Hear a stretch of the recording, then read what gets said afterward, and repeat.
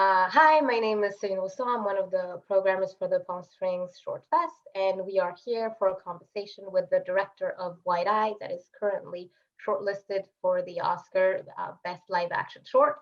Thank you for being here, Tomer. Um, I guess Thank you for we'll having jump. me. Yeah, absolutely.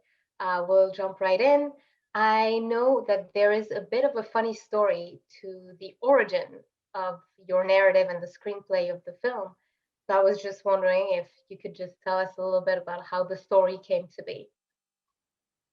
Yeah, I don't know if it's that funny. It's a bit, it's a bit dramatic. But what happened was that about 2.5 years ago, um, it was the deadline to send scripts for the film foundations in Israel to get funds for short films. And on that day, I was planning to send some script that I was working on for several months. And I was on the way to meet my mentor to finalize the script so we can send it before the deadline. And on the way to meet her, this story actually happened to me. The story in White Eye actually happened to me, and it was so intense and such an, I don't know, overwhelming experience that it ended a bit better in real life, but felt horrible. And I came like this to meet my mentor, and I was late. And I was explaining her what happened, and she recognized in a second that there is like amazing short film story here. And she just told me, forget about what we worked so far, just try this, let's try it. And I wrote the script in like 40 minutes, and we sent that script in that night. And then we got funds and an opportunity to make this film. So that's how the story born. Yeah, I'm sure that writing it so close to when it happened definitely infused the screenplay with the state of mind you were in, how distraught you were. And I've said before that during the runtime of the film, which is approximately 20 minutes, you really hold the audience's breath hostage, which was definitely the first thing that caught me the first time I watched the film. And I was just wondering how you approach that in terms of building the tension and the pacing of the film when you were writing, and then we'll talk about when you shot it. But it's just, yeah, there is a very captivating tension that is building up, and I was just wondering how you approach that when you were writing. Yeah, so as you said, there is lots of positive things on writing script when you're in the same feelings that you experience it. And I feel that it was like to wake up from a dream and just write it before you forget all the details. And it was so important for me to bring the same experience that I had there. And then when I finished to write it, I thought to myself, okay, now as a director, not as a writer, now I'm the director that writing this script. And I want to build the same tension, the same feeling that I had there as a character, as the main character. And I want that the audience will reflect with the main character and like build a connection between what he feel and what the audience feel. And I felt that the main thing, I try to remember what happened to me, why I was like that. And I just remember that I just didn't had any moment to stop for a second and to understand if what I'm doing is right or wrong, or if it's like it's really me that doing it. So I thought that if I'm going to do it in one shot, that will bring also the same effect to the audience, that they won't have any moment to stop and to think what's happening. Like I just wanted to be in like one breath, in like one moment, one take, one shot that give you this whole story, and that will make the audience feel close to the main character. Yeah, I feel like getting your bike stolen is a rather normal situation that anyone could encounter.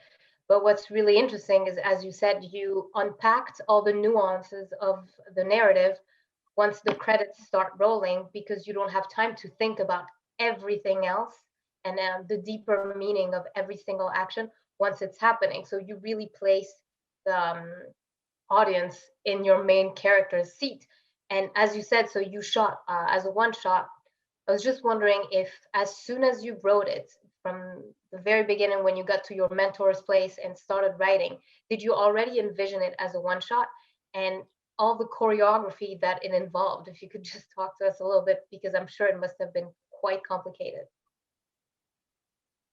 Um, on that evening, I still didn't think how I'm going to do it as a director. I just was really focused on the story and on the script. And after a few days that this story couldn't go out of my head. Also, from personal reason, as a person, not just as a filmmaker, this story was affecting me. And then I started to think that I should do it in one shot. But when I started to tell people around me that I want to do it in one shot, people just told me not to do it because it's like my first independent film. And if I'm getting money for it, I shouldn't do something that with so much risk to make like 20 minutes one shot. And I was listening to these people and I was trying to make this film like with cuts. And after like one day of shooting, I saw the results and I couldn't believe that it's belonged to me, and I felt that it's so wrong. So I just canceled the continue coming shooting days, and I prepare myself to make it in one shot with half of the money.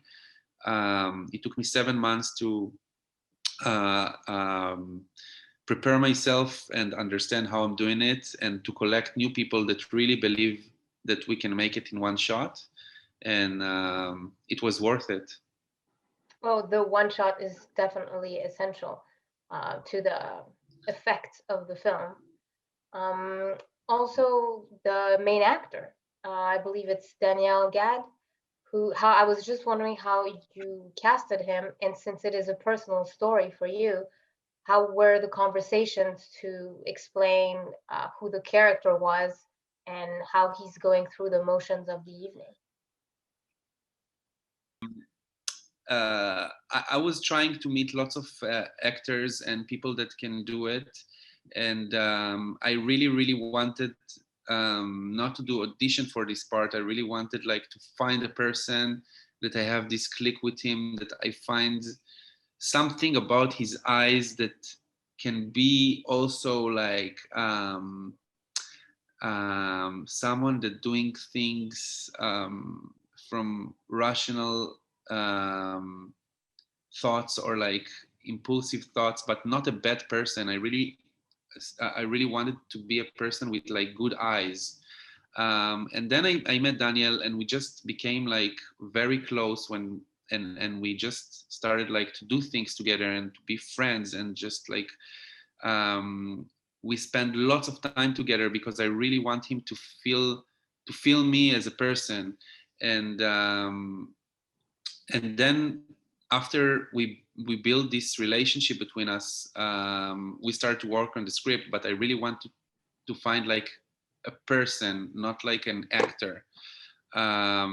So that was the thing with Daniel. And about the wheat, it's also was very important for me to bring a person that he's really refugee, that really have this thing that no one can understand how it is to live illegal, like to be illegal, to walk in the street, and to be afraid of every person. And I think that's something that it's really built inside of them, and I really wanted to find one refugee and to work with him. And when I walked once in the street in the middle of the night, I saw the weed washing dishes in some restaurant, and I saw his eyes. Also, it's also about the eyes, and I felt that this is the person. And I just like started to talk to him, and invited him for a coffee the next day. And when I told him the story, he really liked it, because he really liked that um, the image of the refugee in this film is not like a miserable or like a low person. It's just like person that really want to solve things like another person. Like he don't see why it's supposed to be not equal, and he really liked that. And also the fact that he had the chance to talk there and to tell his story, when everyone listened, everyone, I mean the audience, and when he thought about it, he really liked it. And even though he's not an actor, he really wanted to do it. He felt like it's something good for him and the community. And then we started to work, and he also learned Hebrew for this film. And we made such a great progress, and I learned so much as a filmmaker, but also like on personal level, to hear a story of a person that come from such a different culture and such a far place, and we live in the same city, and no one knows, and that's really frustrating. And I feel very lucky that I had a chance to meet these people. Did you adapt the screenplay after talking to him and hearing about his experience? Yeah, I adapt his character more close to his character. Um, Oh, yeah. it makes sense because with his perspective, it gives you more layers for the story, regardless. So, and I was curious about the ending, what you chose to make Danielle's character do. So, cutting the bike in half. I was just wondering how that came to be and what you wanted to embody with that image. Yeah, it's actually a good question. I really thought that I want to bring the same feeling that I had as a person in the real story. And in the real story, it ended up when the police came and they got Dawit Yunas very scared, and and I convinced him, leave him alone. I'll deal with I'll solve it with him. And they went, but he thought that they will come back. He just already like got into really panic because his life is now in danger. And he just started crying, and I gave him money for the bike after it, and he just gave him the bike, but he couldn't stop crying and he couldn't look in my eyes. And I just got the bike and I started to go from there with the bike, and I was riding on my bike, and then I started to cry, and I couldn't touch the bike anymore. I just wanted to bury them and like to burn them. And and I really wanted to give the same feeling that this bike don't deserve anyone right now. If he can't have them, I can't have them, and no one can have them, because that was the image I was trying to create. Oh, yeah. Well, I mean, we touched a little bit on it. But I was, since it is, so as the film is happening, like I said, you're really into the story, following everything that's happening with the camera constantly shifting direction. And I was just wondering, so as the credits roll, and that's when the audience finally has some time to gather their thought, I was just wondering what you thought what you would like the audience to walk away with once the film ends, because it's so emotionally impactful. Yeah, I just really hope that people can watch this film and go out and to think how they can improve themselves as people, just only if they will breathe in every confrontation that they will have in life, in front of everyone, and they will just stop for a second and to think about the circumstances of their actions, that maybe can harm someone badly, and there is no reason and no way to uh, talk and act to a person from a different layer of society, or like yeah, different layer of or class, um, in some other way than you would talk to person from higher class, or like, I just, that's something that really bothers me in life and really bothers me as a filmmaker. And I want to touch this topic more and more about why there is no reason that people from different classes will act differently to each other. So I hope this film bring this message, and I hope that people can think to themselves, and maybe try to be better. Yeah. I mean, it's definitely brought in a subtle way because you're not judgmental towards the main character, obviously, since you bring in your own perspective. That's why, yes, it's at the end that we finally get a sense of everything that has happened without being judgmental or thinking that anybody specifically did wrong. So Yeah. that's a very interesting balance that you created. So if you just want to finish a little bit talking about this balance of trying to not paint a situation where it's a right or wrong, but it's just so complicated with so many layers that it's hard Mm-hmm. to know exactly where you would stand. Yeah. Do you want to add a little few words, or Sorry. do you want to just add a little more or to this idea? Uh, I just couldn't hear the a few Oh, words I'm you say. sorry.